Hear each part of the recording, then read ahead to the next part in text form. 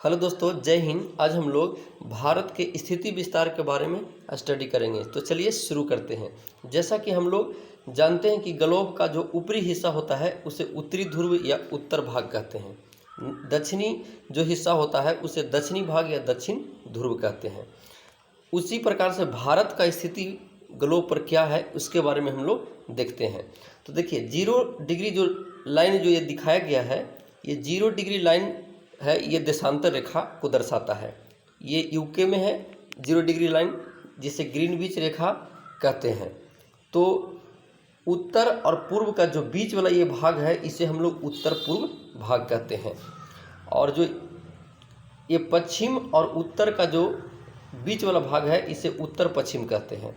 और पश्चिम और दक्षिण का जो बीच वाला भाग है उसे दक्षिण पश्चिम कहते हैं। और पूर्व और दक्षिण का जो भाग है उसे दक्षिण पूर्व कहते हैं। तो ये हमने इस ग्लोब पर दिशा को देखा। और जो ये लाइनें आपको दिखाया गया है इसे 0 डिग्री रेखा कहते हैं। ये भूमध्य रेखा है, या इसे विषुवत रेखा या इक्वेटर के नाम से हम लोग स्टडी करते हैं। तो आइए हम लोग अब भारत की स्थिति के बारे में स्टडी कर लेते हैं। तो देखिए, भारत पूर्ण रूप से उत्तर पूर्व में स्थित है, यानी कि जो मानचित्र में दिखाया गया है ग्लोब में जो भारत की स्थिति है वो भारत के बीचों बीच से 23.5 डिग्री कर्क रेखा गुजरता है। और भारत जो पूर्ण रूप से भारत का जो स्थिति है वो उत्तर पूर्व में भारत स्थित है। तो देखिए, भारत के अब हम लोग राजनीतिक मैप के बारे में थोड़ा सा स्टडी कर लेते हैं। जैसा कि फिगर में दिखाया गया है, अभी फ़िलहाल में ही लद्दाख और जम्मू कश्मीर 2 यूटी बना है, केंद्र शासित प्रदेश बना है। पहले एक जम्मू कश्मीर राज्य था। तो लद्दाख हो गया, उसके नीचे जम्मू कश्मीर, फिर हिमाचल प्रदेश, फिर पंजाब है, उसके नीचे राजस्थान, और उसके नीचे गुजरात है, उसके नीचे महाराष्ट्र, कर्नाटक, केरल, तमिलनाडु, आंध्र प्रदेश, और आंध्र प्रदेश से ही टूटकर बना है तेलंगाना, और उसके बगल में उड़ीसा, और मध्य प्रदेश जो बीच में है जैसा कि दिख रहा है आपको फिगर में, और छत्तीसगढ़ जो मध्य प्रदेश से टूट करके बना है, पश्चिम बंगाल से ही टूट करके उड़ीसा बना था राज्य, और बिहार से अलग होकर के झारखंड का निर्माण हुआ है। और उत्तर प्रदेश जो जैसा आपको मैप में दिख रहा है, उत्तर प्रदेश से ही टूट करके उत्तराखंड बना है, और उसके ऊपर हिमाचल प्रदेश आपको मैप में दिखाया गया है। इसके बाद हम लोग पूर्वोत्तर भारत के बारे में स्टडी करते हैं। तो देखिए, पूर्वोत्तर भारत के लिए एक ट्रिक याद रखना है, अरुणा मामी का ATM। तो अरु से हो जाता है अरुणाचल प्रदेश, ना से होगा नागालैंड, मा से मणिपुर, मी से मिजोरम। ये आपको याद रखना है। ए से होगा असम, और टी से होगा त्रिपुरा, और एम से होगा मेघालय। तो ये आपको जो 7 गो राज्य दिख रहा है इसे हम लोग 7 बहनों का राज्य कहते हैं। 7 बहनों का इसे राज्य कहते हैं, जो पूर्वोत्तर भारत का सभी राज्य है। और इसके ऊपर जो चित्र में दिखाया गया है ये सिक्किम है। तो सिक्किम 7 बहनों का एक भाई इसे बोला जाता है सिक्किम को। तो क्लियर है यहाँ तक। अब हम लोग आगे की ओर बढ़ते हैं। भारत का अक्षांशीय तथा देशांतरीय विस्तार जो है, जैसा कि फिगर में हमने दिखाया है। तो देखिए, ऊपर का जो उत्तरी भाग है वो 37 डिग्री 6 मिनट उत्तरी अक्षांश है, और दक्षिण का जो है वो 8 डिग्री 4 मिनट उत्तरी अक्षांश है। उसी तरह से पश्चिमोत्तर या पश्चिम में जो दिखाया गया देशांतर रेखा वो 68 डिग्री 7 मिनट से लेकर के 97 डिग्री 25 मिनट पूर्वी देशांतर में भारत फैला हुआ है ग्लोब पर। अब इसे हम लोग स्टडी करते हैं। देखिए, भारत के जो बीचों बीच से है वो कर्क रेखा गुजारा गया है। उसी में 82.5 डिग्री पूर्वी देशांतर पर एक हमारा समय निर्धारित किया गया, जिसे हम लोग भारतीय मानक समय रेखा कहते हैं। ये 82.5 डिग्री जो पूर्वी देशांतर है ये भारतीय मानक समय रेखा को दर्शाता है। ये यूपी के इलाहाबाद के नैनी से गुजरता है। यूपी के इलाहाबाद से नैनी से गुजरता है।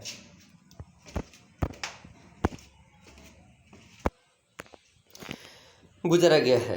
तो देखिए, ये तो हमने अब देखिए 0 डिग्री देशांतर रेखा से यानी जिसको GMT कहते हैं, ग्रीनविच, यानी कि जो जहाँ से है वहाँ से भारतीय मानक समय है ना, यदि कितने समय आगे रहता है इसके बारे में हम लोग, क्योंकि ये पूर्वी गोलार्ध में, यानी कि वहाँ से पूर्वी गोलार्ध में पड़ता है, उत्तर पूर्व में भारत पड़ता है। तो चलिए हम लोग देखिए, अब आपको ये जो दिख रहा होगा कि 4 डिग्री 8 डिग्री 4 मिनट, तो ये बिंदु ए को दिखेगा तो इसे घंटा को दर्शाता है, एक ऐसे कॉमा दिखेगा तो आपको मिनट का दर्शाएगा, और डबल कॉमा दिखेगा तो आपको सेकंड का दर्शाता है। ठीक है, तो चलिए अब हम लोग आगे स्टडी करते हैं। देखिए जैसा कि आपको दिख रहा है, ऊपर की ओर भाग को उत्तरोत्तम बिंदु कहते हैं, ये वाला भाग पश्चिम साइड वाला भाग को पश्चिमोत्तर बिंदु कहते हैं, और ये पूर्व वाला भाग को पूर्वोत्तम बिंदु कहते हैं, और नीचे दक्षिण वाला भाग को दक्षिणतम बिंदु कहते हैं। तो भारत के जो सबसे उत्तरी पॉइंट है वो इंदिरा कौल है, जो अभी फिलहाल लद्दाख में है। कहाँ है? लद्दाख में है इंदिरा कौल, जो भारत का सबसे उत्तर बिंदु है। ठीक है, सबसे पूर्व बिंदु जो है भारत का वो है बलांगू किवतु, जो अरुणाचल प्रदेश में स्थित है। कहाँ है? अरुणाचल प्रदेश में स्थित है, जो भारत का सबसे पूर्वी भाग है। उसी प्रकार से पश्चिमी जो बिंदु है भारत का, सबसे पश्चिमी बिंदु है जिसे गौहर माता या सर्क क्रीक के नाम से जानते हैं, ये गुजरात राज्य में स्थित है। उसी तरह से दक्षिणतम बिंदु जो है वो है कन्याकुमारी, मुख्य भूमि का ये है। ठीक है, भारत का जो दक्षिणतम बिंदु है ये मुख्य भूमि का है कन्याकुमारी। कन्याकुमारी को केप कोमोरिन के नाम से भी जाना जाता है। और भारत का जो सबसे दक्षिणतम बिंदु है वो है इंदिरा पॉइंट, वो है इंदिरा पॉइंट। आपको इंदिरा पॉइंट को, ये इंदिरा पॉइंट कहाँ है? तो ग्रेट निकोबार में है, जो सबसे दक्षिणतम बिंदु है भारत का। इसे इंदिरा पॉइंट को पिग्मेलियन पॉइंट या पर्सन पॉइंट के नाम से हम लोग जानते हैं। अब देखिए, उत्तर से और दक्षिण को हम पूरी एक रेखा के तहत मिला देते हैं तो इसकी जो दूरी होता है वो 3234 किलोमीटर होता है। भारत के जो उत्तर छोर से दक्षिणी छोर की जो दूरी है, वो डिस्टेंस है, वो 3214 किलोमीटर है। उसी प्रकार से पश्चिम से पूर्व की जो दूरी है भारत के, मतलब फैला हुआ है पश्चिम से पूर्व तक कितने किलोमीटर फैला हुआ है? तो 2933 किलोमीटर में भारत फैला हुआ है। अब देखिए, भारत के बीचों बीच से कर्क रेखा गुजारा गया है। ये सबको जानता है कि भारत के बीचों बीच से कर्क रेखा गुजरता है। तो कर्क रेखा भारत के कौन कौन राज्य से गुजरता है, इसके बारे में हम लोग स्टडी करेंगे।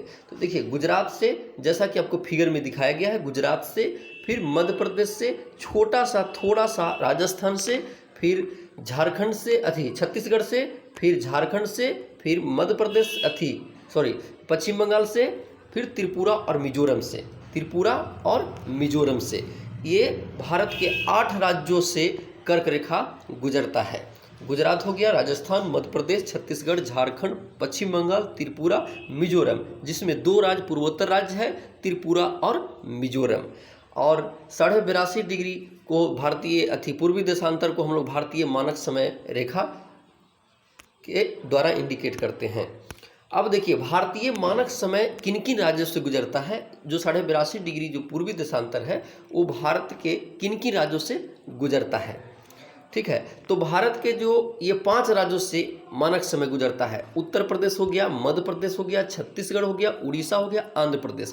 जैसा कि मैप में देखिए, ये वाला जो भाग हो गया ये उत्तर प्रदेश हो गया, ये जो है मध्य प्रदेश, ये छत्तीसगढ़, और जो ये वाला जो एरिया दिख रहा है ये उड़ीसा हो गया, और ये पूरा एरिया आंध्र प्रदेश हो गया। तो ये 5 राज्यों से 82.5 डिग्री पूर्वी देशांतर जिसे भारतीय मानक समय कहते हैं। अब देखिए, यहाँ पे एक सवाल उत्पन्न हो जाता है कि कर्क रेखा और 82.5 डिग्री पूर्वी देशांतर रेखा, ठीक है, एक दूसरे को, मतलब कि दोनों कौन से राज्य से गुजरता है? दोनों, यानी कर्क रेखा भी और भारतीय मानक समय भी। तो देखिए, जैसा कि फिगर में आपको दिख रहा है, मध्य प्रदेश और छत्तीसगढ़ से ही, दोनों से ही कर्क रेखा और भारतीय मानक समय रेखा गुजरती है। ये मध्य प्रदेश हो गया और ये वाला भाग आपको छत्तीसगढ़ हो गया, जैसा कि फिगर में दिख रहा है। अब देखिए, भारत को विश्व में कौन सा स्थान है क्षेत्रफल के दृष्टि से, इसके बारे में हम लोग थोड़ा जान लेते हैं। तो सबसे एक नंबर पर रूस है क्षेत्रफल की दृष्टि से, फिर कनाडा हो गया, फिर चीन हो गया, उसके बाद चौथे नंबर पर यूएसए है, संयुक्त राज्य अमेरिका, पाँचवें नंबर पर ब्राज़ील, छठा नंबर पर ऑस्ट्रेलिया, सातवें नंबर पर इंडिया हो गया सातवां नंबर पर, और आठवां नंबर पर अर्जेंटीना है।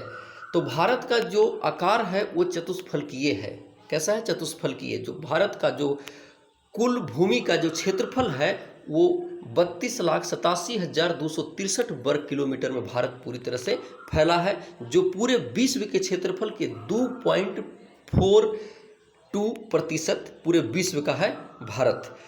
विश्व का सबसे छोटा देश, तो विश्व का सबसे छोटा देश वेटिकन सिटी को कहा जाता है, जो ये इटली में है। ये एक धर्म के स्थान पर मतलब कि इसे देश घोषित कर दिया गया है। ये कोई देश नहीं है, लेकिन एक धर्म को प्रचार करने के लिए इसे वेटिकन सिटी को देश घोषित कर दिया। दूसरे स्थान पर है मोनाको, और तीसरे स्थान पर है नौरू, और चौथे स्थान पर आपको तुबाल है।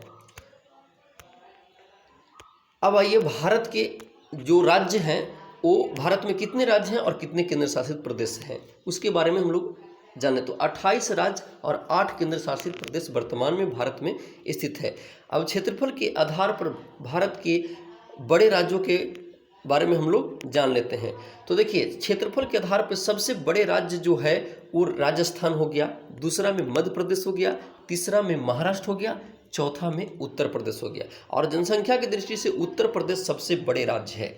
ठीक है, इसका जो याद करने का ट्रिक है, राजनीतिक में महान यूपी, इसे आप याद रखेंगे तो शायद आपको ये राजस्थान, मध्य प्रदेश, महाराष्ट्र और उत्तर प्रदेश से 4 क्षेत्रफल के आधार से बड़े राज्य के बारे में आपको याद रहेगा। छोटे राज्य के बारे में हम लोग स्टडी करते हैं। देखिए, छोटे राज्य में जो हो गया, इसका ट्रिक है जीएसटी नाग। जीएसटी, जी से हो गया गोवा, एस से सिक्किम, और टी से हो गया त्रिपुरा, और नाग से नागालैंड। ये 4 छोटे भारत के राज्य हैं। सबसे छोटे राज्य जो फर्स्ट में हो गया वो गोवा हो गया। आइए इसे मैप के जरिए हम लोग थोड़ा सा स्टडी कर लेते हैं। तो देखिए, राजस्थान जैसा कि मैप में आपको दिख रहा है सबसे बड़े राज्य है। दूसरे नंबर पर मध्य प्रदेश आपको जैसा फिगर में दिख रहा है, ठीक है। तीसरे स्थान पर महाराष्ट्र हो गया, जैसा फिगर में दिखाया गया है। चौथे स्थान पर आपको उत्तर प्रदेश चौथे स्थान पर क्षेत्रफल की दृष्टि से है।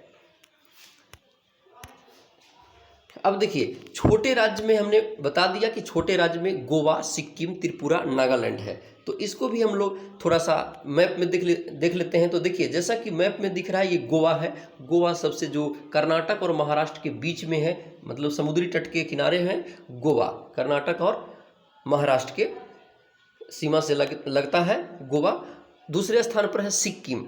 जो सिक्किम है, भूटान, चीन और नेपाल की जो सीमा लगती है वो सिक्किम है।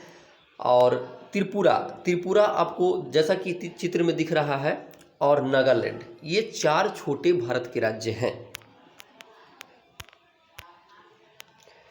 अब कर्क रेखा के नज़दीक शहर, ये परीक्षा में कई बार पूछ दिया है कि कर्क रेखा के मतलब कि कर्क रेखा पर कौन सा राजधानी स्थित है, तो चाहे कौन सा शहर स्थित है, चाहे कौन सा नज़दीक है। तो देखिए, इसे आप याद रखेंगे। सबसे जो मतलब कि हम पश्चिम से पूर्व की ओर चलते हैं तो गांधीनगर हो गया, जो गुजरात राज्य में है। उज्जैन मध्य प्रदेश में है। रांची जो झारखंड की राजधानी है। तो कर्क रेखा पर स्थित मतलब कि एकमात्र राजधानी है जो जिससे हम लोग रांची है, जो झारखंड की राजधानी है। फिर भोपाल भी मध्य प्रदेश में ही है। और अगरतला ये जो शहर हैं ये कर्क रेखा के नज़दीक स्थित है।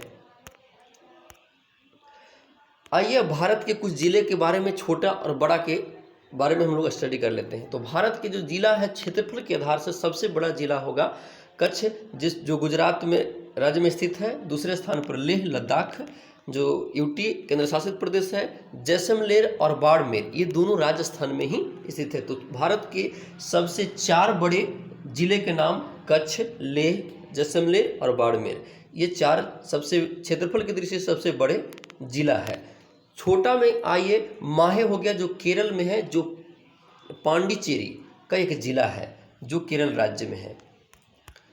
जैसा कि हम लोग फिगर में थोड़ा सा स्टडी कर लेते हैं। तो देखिए, गोवा केरल के पास एक, देखिए आपको जैसा फिगर में दिख रहा होगा, माहे जो पुदुचेरी पांडिचेरी में है, ये सबसे छोटा हमने बताया। ठीक है, कच्छ का रण जो है, ये इलाका जो है गुजरात का ऊपरी हिस्सा उत्तर में, ये इलाका जो हो गया वो गुजरात में सबसे बड़ा ज़िला हो गया। दूसरे लद्दाख में है। ठीक है, लेह जिसको बोलते हैं, जिसकी लद्दाख की राजधानी भी है।